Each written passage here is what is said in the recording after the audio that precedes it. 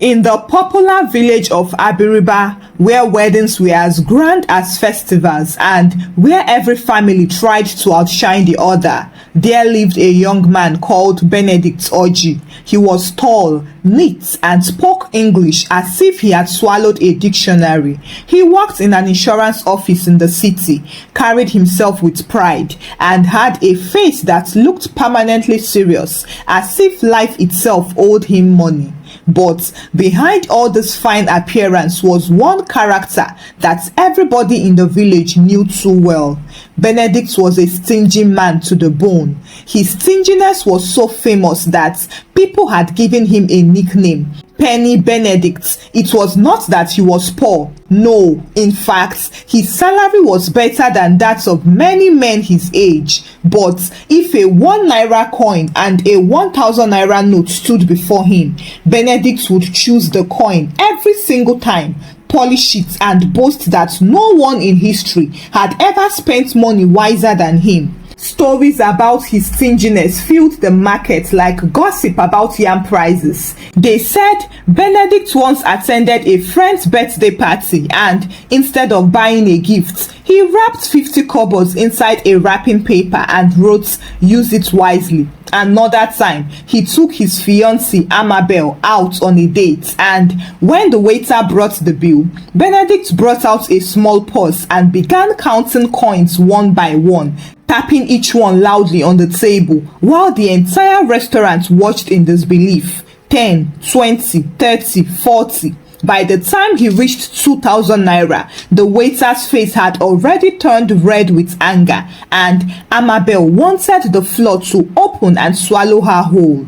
Now, Amabel Ukuku was a beautiful young woman from a respected family in Abiriba. She had bright eyes and a smile that could melt the heart of even the grumpiest elder. Her father, Chief Chukwuemeka Ukuku, was a proud man with strong opinions, and her mother, Madam Ijeoma Ukuku, was known for her expensive wrappers and sharp tongue. They were not poor, and they had always expected their daughter to marry someone who would at least match their dignity. So, when Benedict first came knocking to ask for Amabel's hand in marriage, Chief Chukwuemeka eyed him suspiciously. "This one looks like the type that will argue over price of pure water," he muttered under his breath. But Amabel, with all the stubborn sweetness of a young woman in love, insisted, "Papa, I love him. He's disciplined. He's not stingy. He just knows how to manage money." "Manage money?" her father repeated, narrowing his eyes. "We shall see."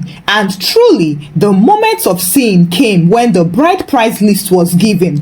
Now, this list was not too heavy. It was just the normal things: some cash, drinks, a few wrappers, and tubers of yam. Other men would have carried the money neatly in envelopes, ready to spread it across the table with pride. But Benedict, being who he was, had other ideas. The moment he saw the figure for the cash part of the bride price, he smirked and said to himself, "Money is money, whether in notes or in coins. Since they want to collect money they didn't work for, let them count it." And with that, he marched into the bank one Tuesday morning, stood in the queue with the confidence of a king, and shocked the teller by demanding his entire withdrawal in coins. The poor teller blinked at him in confusion. "Sir, do you mean you want all this amount in coins?" "Yes," Benedict replied firmly. "Small coins, big coins, any coin. Pack everything into sacks." Finally, it took 3 staff members to drag the bags out to his waiting taxi.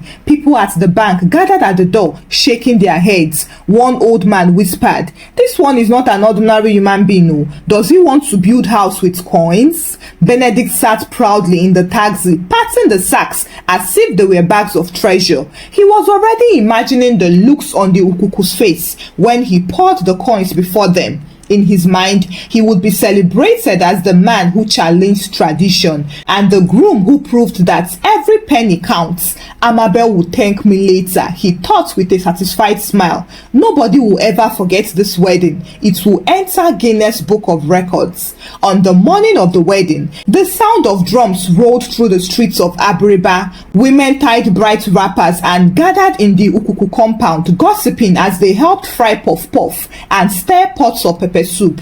The Ukuku family had gone all out, decorating the compound with canopies, chairs covered in white clothes, and flowers arranged around the stage where elders would sit to witness the bride price ceremony. Amabel was inside, glowing in her lace blouse and wrapper, surrounded by giggling friends who teased her endlessly. Amabel, today you become Mrs. Oji. May your husband not count coins when you are hungry. Oh. They burst into laughter and Amabel rolled her eyes but smiled anyway. Outside, the air was thick with anticipation. The guests gossiped about Benedict's character. Some praised his seriousness, while others mocked his stinginess. Chief Chukwuemeka, Amabel's father, sat at the head of the family with a grave face. He had sharpened his voice for the speeches he would give later, determined that no matter what happened, his family's dignity would shine. And then, by noon, a distant rattling sound echoed down the road. However, it was not the drums nor the singers, but a strange metallic clinking, like rain falling on iron roofs. The noise grew louder, and soon, the crowd at the gate began to laugh in confusion. Just then, Benedict himself, in flesh and blood, walked proudly into the compound, escorted by two of his friends, each dragging a sack behind them. The sacks were heavy, and they bulged and jingled with the unmistakable sound of coins. At first, people thought it was a joke. Maybe he's carrying foodstuff, one man whispered, or drinks. But then, Benedict stopped in the center of the compound, cleared his throat and announced in his deep voice, "Ukuku family, today, I come to pay your daughter's bride price in full to the last penny." The entire compound froze. Benedict's friends went on to upturn the first sack on the ceremonial table, and hundreds of coins spilled everywhere with a loud crash, scattering like stones. Some rolled under chairs, some bounced into guests' laps, others fell into the dust. Children dove on the ground, chasing the shiny coins as their mothers shouted, "Leave it oh, that is bride price, it's not for play." Another sack was poured out, then another. By the time the fourth sack was emptied, the Ukuku compound looked less like a dignified wedding and more like a market yard where money changers had fought and scattered their goods. The counting table overflowed with coins, clinking and rolling in every direction. Chief Chukwuemeka sat stiffly. "What is this disgrace?" he muttered under his breath. Madam Ijeoma, his wife, leaned towards him and whispered bitterly, "Did I not warn you? This boy has no respect. Look at us now, counting kobbos in front of the whole village." However, Benedict stood proudly with his arms folded and smiling like a man who had invented money itself. "I told you," he said loudly for everyone to hear. "Whether notes or coin, money is money, and today I have honored your family with the heaviest bride price in history." Some guests began to laugh. Others shook their heads. One old uncle cleared his throat and said, "Benedict, no one in this village has ever tried such nonsense. Do you think elders are bank tellers? We are here for ceremony, not counting coins." But Benedict only smiled wider. "Elders, don't worry. Counting coins builds patience. It will teach everyone discipline." The heat of the afternoon sun burned hotter as the elders reluctantly began to count. They pulled out calculators and even borrowed notepads to record. Sweat poured down their faces as the sound of tink, tink, tink filled the air with every coin they stacked. Children tried to sneak coins into their pockets, forcing women to chase them about with canes. Guests shifted uncomfortably on their chairs, fanning themselves with paper and muttering, "This wedding is turning to punishment." The elders sat with straight faces and tried to keep their dignity as they counted. Chief Chukwuemeka fanned himself furiously with a folded newspaper. "This is not bride price," he muttered. "This is punishment. Did we offend this boy in another life?" Elder Kelechi adjusted his glasses and grumbled. "We have been counting for 2 hours and we have not even finished one sack. Look at my fingers. They are black with dust from coins. Are we treasurers or are we elders?" The women seated nearby hissed loudly. Madam Ijeoma leaned towards her husband and whispered with venom, "Now I am convinced that this boy is not only stingy, he is very wicked. He wants to reduce our family to market comedians." Meanwhile, Benedict stood proudly in his neatly ironed outfit, watching the chaos like a general surveying a battlefield. "Patience, patience," he announced loudly. "Good things take time. This wedding will enter Guinness World Record as the only wedding where the heaviest bride price was paid." Well, his words only made things worse. Children dove on the ground again, picking coins and running before their mothers dragged them back. Musicians who had been hired to play dignified wedding songs now switched their drums into mocking songs. One singer even began to sing, and the crowd joined in with laughter.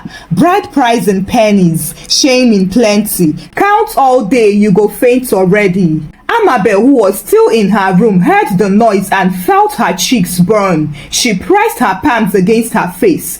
"God, why me? Why did I fall in love with a man who thinks coins are romance?" And then, just as the sun burned hotter, the real disgrace happened. Elder Kelechi, who was still bent over the coins, suddenly held up one in suspicion and squinted. "Wait a minute, what is this?" The crowd leaned forward as the elder rubbed the coin with his thumb, then banged it on the table. "This is not money." Gasps filled the air. Another elder picked one coin from a different pile and said, "This one is not legal tender either. See here, it says Funland Amusement Park. Benedict, you brought fake coin?"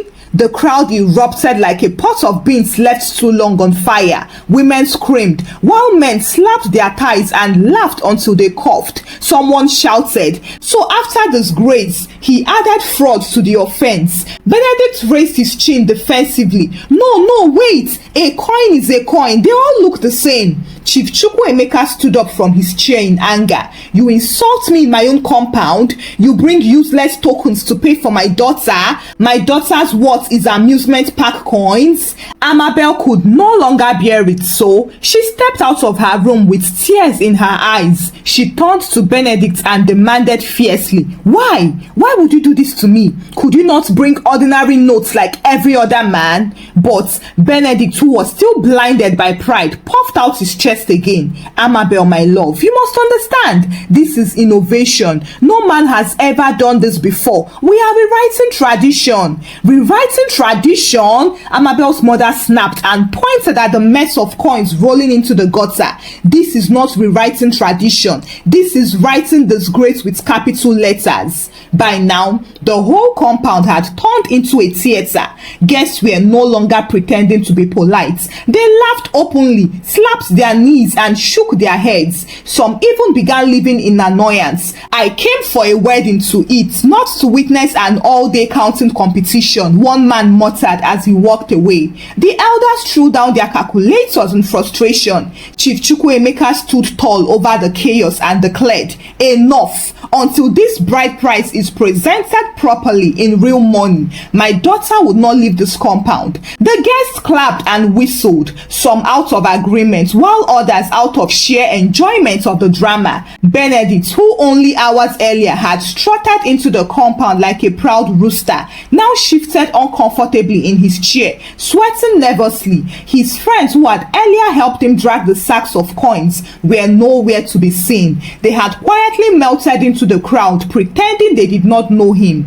Then the final humiliation dropped. Elder Kelechi pointed at the piles of coins scattered across the ground and announced, "Young man, bend down and pick up your mess. No one here will do it for you." The other hung in the air like thunder, and the crowd broke into more laughter. "Let him crawl," someone shouted. "Coin husband must count his own shame," another one added. Benedict froze, still holding on to his pride. But when no one moved to help him, he finally bent down on his knees and began scooping putting coins into the sacks. The sight alone was enough to send the children into fits of laughter. Uncle Benedict is playing scavenger. They shouted as they danced around him. Even the drummers adjusted their beats and started hammering out a mocking rhythm. Coins rolled under chairs, fell into the dust and disappeared into the gutter, and each time Benedict bent to retrieve one, his trousers stretched awkwardly and his shoes became covered in sand. Women pointed and giggled, shaking their heads. This is the man that wanted to marry Amabel? God forbid. If coins disgrace him like this, what of real responsibilities? Amabel sat quietly in the corner, watching her fiancé crawl like a beggar after pride had knocked him flat. Her mother leaned close and said bitterly, "My daughter, a man who values his ego above your dignity is not a husband but a punishment." Finally, unable to bear it any longer, Amabel stood up and walked straight to Benedict, who was still on his knees holding a sack of coins. The compound fell silent and every eye was fixed on her. She held out her left hand, removed the engagement ring he had given her months before, and dropped it into the pile of coins at his feet. "Benedict, I loved you blindly, but I will not marry Shane. I would rather remain in my father's house." The crowd was relieved with the news. Some clapped, some shouted, and some even danced. Benedict looked up in shock. His mouth opened and closed. He tried to speak, but no words came. Chief Chukwuemeka stepped forward with authority. "Take your sacks, Benedict Oji, and leave my compound. My daughter will not enter a marriage that begins with disgrace. You wanted to prove a point, and today you have proven it well, that pride goes before destruction, and stinginess is the brother to shame." Benedict staggered to his feet, dragging the half-filled sacks behind him, but coins spilled from holes as he stumbled towards the gate. The children followed him, chanting mockingly, "Coin husband, penny groom." Some even threw coins at him like stones. By the time he reached his house, his fine outfit was dusty, his dignity was gone, and his name had become an object of joke in Abiriba. From then on, whenever people argued about stingy men, they no longer said, "Be careful like Judas," or "Don't be tight-fisted like Okafor." They simply said, "Don't become another Benedict. He paid bride price in coins and lost his bride in shame." Thank you for watching the story. Kindly share your thoughts about the story with me in the comment section. Give the story a thumbs up and share the story out with your loved ones. Subscribe to this channel for more interesting stories. Thank you and remain blessed.